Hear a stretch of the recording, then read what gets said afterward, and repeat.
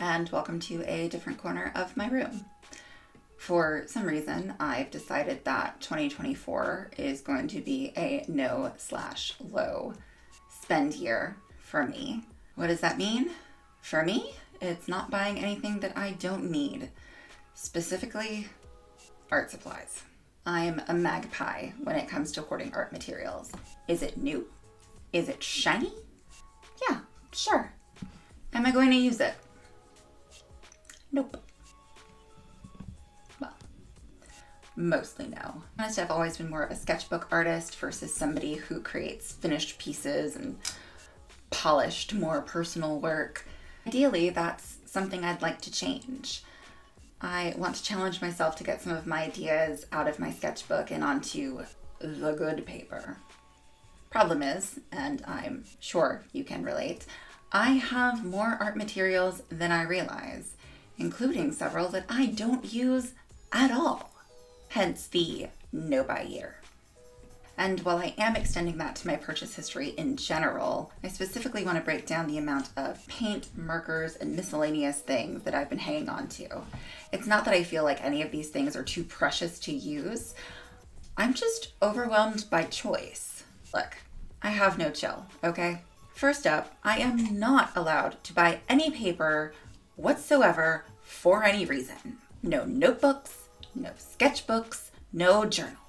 It's not really the art supplies for me, it's the journals. I mean, you just need the right book for the right occasion, you know? No, you don't. Especially when you own like 17 of them. To be fair, most of these are sketchbooks and will be getting used. I'm simply not a multiple sketchbook per year kind of girl. In addition to that, I have 2 entire drawers full of paper. I also have an entire drawer full of paint and painting supplies. I have gouache, I've got acrylic gouache, I've got Winsor & Newton, I've got Holbein, I've got Turner, I've got Scrim from Germany, I've got my beloved Winsor & Newton palette. And I even have a few palettes that have homemade watercolors that I've purchased off of Etsy. Oh, and these watercolor sheets that I purchased because I wanted to try them, have I swatched them? No. And this isn't even counting the number of watercolor pencils that I have, which I am definitely not practiced in. Please believe me when I tell you that I have more than enough fine liners to last me like 6 years. In fact, I probably have to swatch these to see if any of them are still alive. I also have enough pencil lead. I even have colored pencil lead, as well as an entire selection of the Coloraze color pencils. Okay, to be fair, they were going out of stock and they were like 15 cents. Did I need that many? Still no. Like I said, no chill.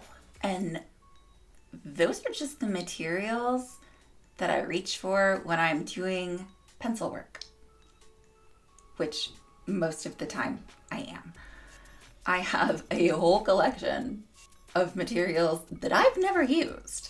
I have Posca paint pens, I have Copic markers, and look, okay, I have used those both, but not enough to justify the price. I have an entire drawer of acrylic ink that I have never touched beyond swatching. Honestly, all of this is kind of embarrassing.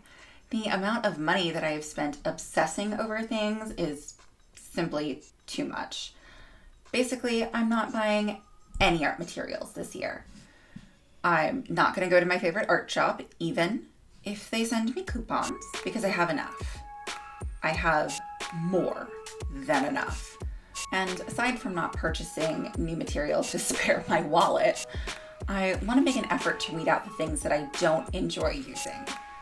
I want to reduce my clutter. I want to be able to find and access the things that I do enjoy. I want to make an effort to reduce waste.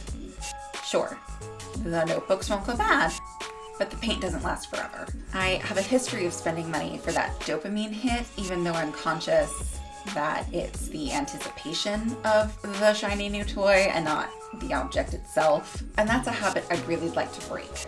I want to be more intentional with the things that I am bringing into my space and what I choose to spend my money on.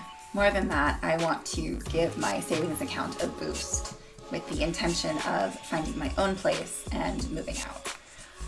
I'd like to have a real studio space, not just a variation of my bedroom or that one Starbucks that I worked out of when I lived in Philly. I'm lucky that I've been able to pay off my college debt, pay off my car, and I technically have no overhead except for monthly expenditures. I was able to financially recover from moving across the country twice in 4 months. Do not recommend. And with the future intention of moving again, not across the country this time, I want to make sure I bring only what I use into my space. I'm not a minimalist by any stretch of the imagination, but I like to be selective with my maximalism.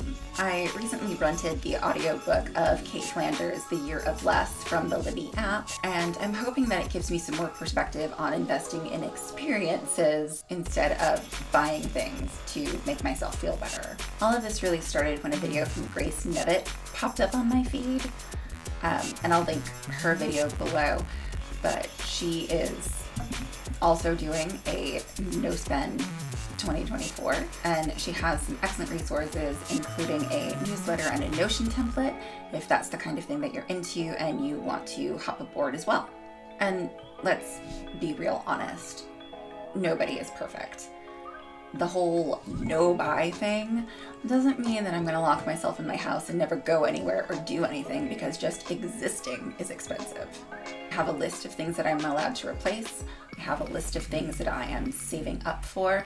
And of course, I have the list of things that I will absolutely under no circumstances purchase. Yes, including the notebooks and sketchbooks. I also want to be able to devote my time and energy into this channel and learning how to make videos instead of struggling with where to put whatever it is that I've acquired this week.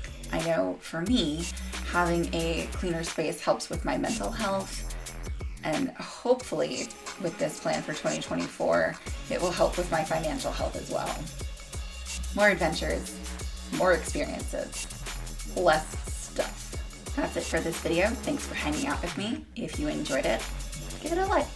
If you want to stick around, hit the subscribe button or don't, and I'll catch you guys in the next one.